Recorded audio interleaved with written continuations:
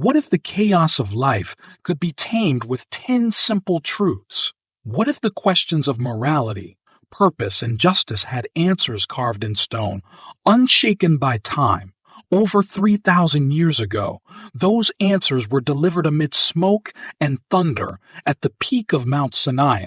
The voice of God Himself declared a divine blueprint, not just for a single nation, but for all of humanity.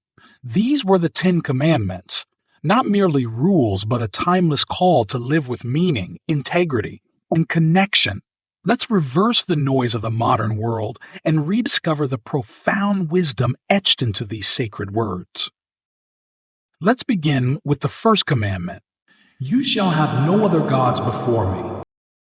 This commandment is not just a call for loyalty. It's a profound challenge to examine our hearts in our modern lives. Gods don't always look like ancient idols. They take the form of ambition, materialism, relationships, or even our own egos. These are the things we worship when they take precedence over God. Think about it. What do you spend the most time thinking about? What drives your decisions? What do you turn to for comfort or identity?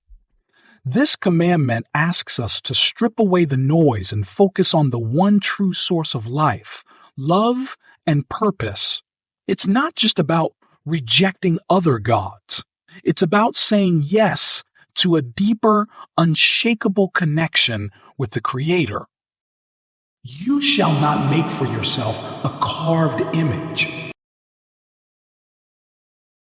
Idolatry isn't just a relic of the past.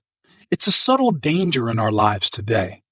Imagine replacing a living relationship with a static, lifeless object. That's what idolatry does. It reduces the infinite power of God to something we can control, manipulate, or define. But here's the truth. God cannot and should not be confined to human terms or limited by our understanding. This commandment challenges us to let go of the false comfort of a manageable God and embrace the majesty of a God who is beyond our imagination. Worshipping in spirit and truth means seeking God as He is, not as we wish Him to be. You shall not take the name of the Lord your God in vain. Words are powerful. They shape our reality, influence others, and reflect the state of our hearts. Taking God's name in vain isn't just about using it carelessly in anger or frustration. It's about misrepresenting His character. How often do people invoke God's name for selfish reasons, to justify harmful actions, or to manipulate others? This commandment reminds us that God's name is sacred, representing His presence, power, and promise. To honor His name is to live in a way that reflects His goodness. It challenges us to align our words and actions, ensuring that we don't just speak about God, but live in a way that honors Him. Remember the Sabbath day to keep it holy. In a world that idolizes busyness, the Sabbath is a radical act of trust. It's a declaration that our worth isn't tied to productivity, and that rest is not a weakness, but a divine gift. The Sabbath calls us to stop, to breathe, to reflect, to reconnect with God, with our loved ones, and with ourselves. How often do we truly rest? Not just physically, but spiritually and emotionally. The Sabbath isn't just about what we refrain from doing. It's about what we embrace. It's an opportunity to step away from the chaos of life and find peace in the presence of God. Imagine the transformation that could happen if we all truly kept the Sabbath holy. Honor your father and mother. This commandment isn't just about obedience. It's about recognizing the value of those who have given us life. Honoring our parents means showing respect, gratitude, and care, even when it's not easy. It's a call to acknowledge their sacrifices and the lessons they've imparted, no matter how imperfect they may be. But this commandment also has a broader implication. It's about creating a culture of honor, one that values wisdom, respects authority, and bridges generational divides. Even when relationships are strained, this commandment invites us to seek healing and to find ways to honor those who came before us. You shall not murder. This commandment is often seen as straightforward, but it goes deeper than the act of taking a life. It's about valuing the sanctity of life in all its form. Jesus expanded on this commandment, teaching that even hatred or anger toward another person is a form of moral violence. Do we truly value the people around us? Do we harbor resentment, bitterness, or prejudice? This commandment challenges us to examine our hearts and to cultivate compassion, forgiveness, and love. It's not just about avoiding harm. It's about actively promoting life and dignity for all. You shall not commit adultery. Trust is the foundation of any meaningful relationship, and this commandment highlights the importance of faithfulness. Adultery isn't just a betrayal of a partner. It's a betrayal of trust, a breaking of sacred vows. In a world that often trivializes commitment, this commandment reminds us that love requires loyalty, respect, and effort, but it doesn't stop there. This commandment also invites us to reflect on all the ways we might betray trust in our relationships, whether through dishonesty, neglect, or selfishness.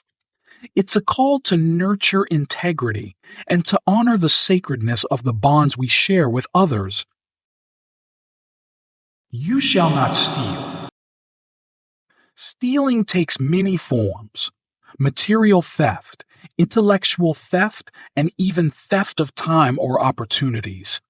This commandment is about more than respecting others' possessions. It's about living with integrity. When we take what isn't ours, we not only harm others, but undermine our own character. This commandment challenges us to live honestly, to respect the boundaries of others, and to build a life of hard work and fairness.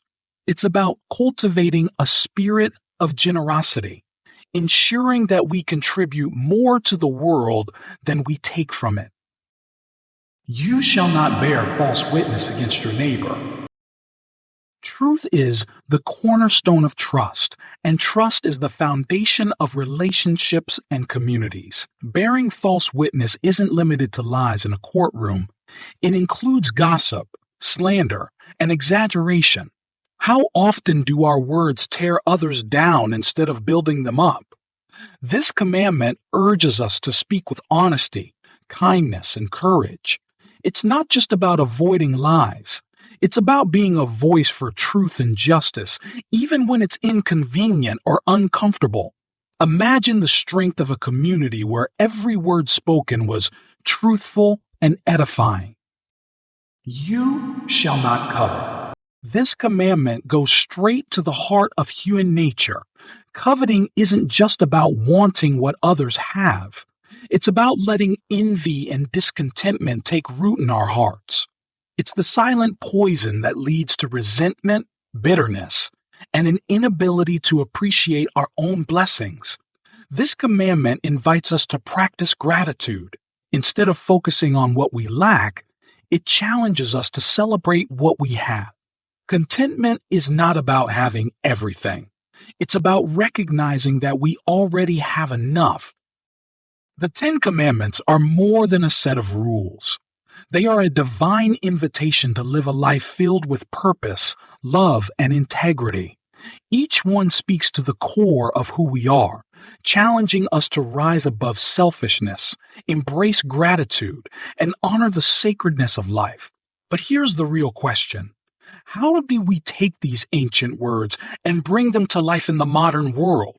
How can they shape the way we think, speak, and act today? It starts with reflection. Take a moment to view your life through the lens of these commandments. Where are you thriving, and where could you do better? Let these principles guide you. not as restrictions, but as a gift, leading you toward a life that honors God, respects others, and fills your soul with peace. And this isn't just about individual change. It's about transforming communities. Imagine a world where truth is valued, life is cherished, and relationships are built on trust and respect. That's the world we're called to create. That's the power of these commandments when we truly live by them. So as you leave today, carry these words in your heart. Let them challenge you, inspire you, and transform you. These aren't just ancient laws. They are a blueprint for building a life and a world that reflects the heart of God. Now, I'd love to hear from you. Which of these commandments resonates most with you? How do you see them playing a role in your life? Share your thoughts in the comments below. I'd love to continue the conversation with you.